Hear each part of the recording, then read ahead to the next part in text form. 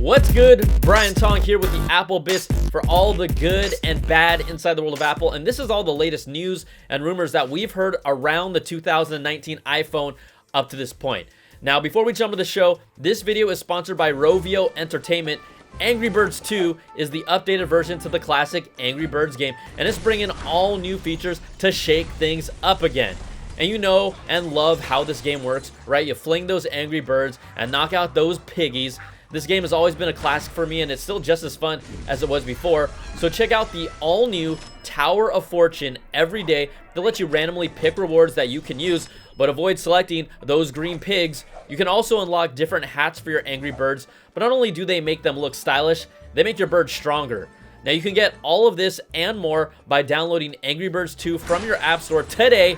Thanks again to Rovio Entertainment for sponsoring this video. All right, let's jump into what we've heard about the 2019 iPhone. Now, none of this is official, so don't take this as fact, but this is the latest. We've seen an alleged 2019 iPhone rear chassis that was leaked out on Chinese social website Weibo that has clear markings on the rear side for housing 3 camera lenses. Now, these match up with the previous leaked information back in January after renderings from his Intel show off what the new iPhone could look like. We also know Apple fan reception was not too hot, as in people hated it. I mean, it looks like I glued a tile Bluetooth tracker onto the back of an iPhone. It's honestly pretty ugly AF, if you ask me. But the Wall Street Journal and Bloomberg confirmed a triple lens camera is coming, but couldn't confirm the design. But it's starting to get more and more real that this could be the final design. I mean, how do you feel about that right now, huh? Comments? Yeah, put them there. Now, early reports thought the third camera might be for 3D depth sensing, but Bloomberg reports that Apple has pushed back its plans for that, and the third camera will now be a wide angle lens for a larger field of view. It also has a big gaping hole in the center, which is most likely for the wireless charging coil that will go on the rear of the iPhone. Ming-Chi Kuo recently confirmed in a report that bilateral charging will be coming to the iPhone, so Qi-based iPhones in 2019 will be able to charge one another, or you can use the new AirPods case on a new phone or the wireless charging case with your old AirPods. And you know what? It's a welcome feature that Samsung already has a 6-month lead on because, you know, right now you can charge your new AirPods on a Galaxy S10. If only, you know, Apple had some sort of charging pad of their own that could charge things wirelessly. I don't know, maybe call it Power by Air? That would have been really cool, but oh well. Now, Kuo also says to accommodate wireless charging, the 2019 iPhones will also increase in size along with battery capacity, with battery life gains expected to jump anywhere from 10 to 20% depending on the model. You know, we're still trying to figure out really which phones will actually have the triple lens camera, but a new rumor report from Mako Takara could really shake things up. It claims there will be spec bumps to the XR and XS, but there will be 2 new 2019 iPhone models with a 6.1-inch and 6.5-inch OLED displays that will be specifically designed to house Apple's rumored triple camera system. More iPhone models? Yeah, you know, it might sound like a stretch, but Mako Takara has been pretty good with these reports, including being the very first outlet to report on Apple's courage to remove the headphone jack.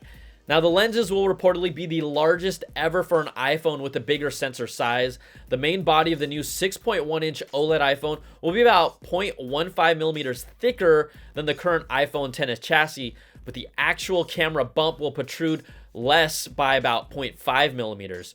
Now, the larger 2019 iPhone lines up with the earlier report from Ming-Chi Kuo as well that said they would be bigger in size.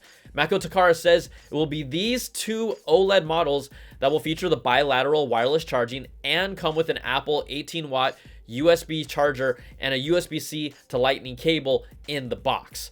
These 2 models have also been rumored to potentially bring a semi-frosted glass on the rear as well that would go along with the wireless charging. But up until this point, the 2019 iPhone rumor mill has really just been expecting a straightforward evolution of the current 5.8-inch and 6.5 OLED phones with the 6.1-inch LCD-based iPhone XR. It was pretty much straightforward. So this would be a big shift in the lineup if it happens. We know 5G connectivity won't be coming to this year's iPhone, and as of right now, it doesn't seem like a big issue because my iPhone already gets 5G E in some areas. So who needs an iPhone 5G and 10 anyways? Yeah, right? Please tell me you aren't taking me seriously right now.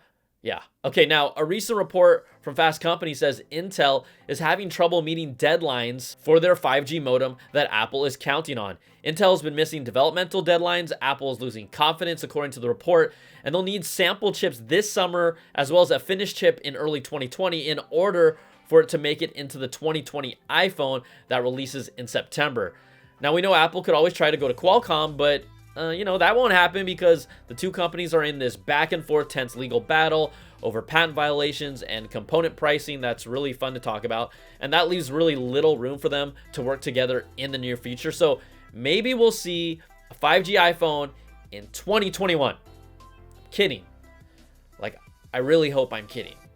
And if we're looking forward to 2020, Digitime says that for the next iPhone generation after this year, there will be 3 iPhone models and all of them will have OLED screens. So the OLED transition will be complete, even though you're really only able to tell the biggest difference if you hold them up side by side to an iPhone XR and you're really looking for the difference. And you know what? I think I'm going to stop there before we start predicting the 2021 and 2022 iPhones, which happens right after a new one comes out anyways.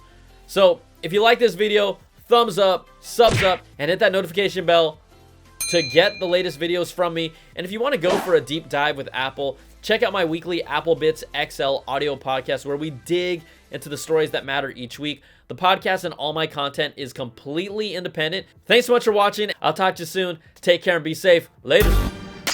Angry Birds 2 from your App Store today.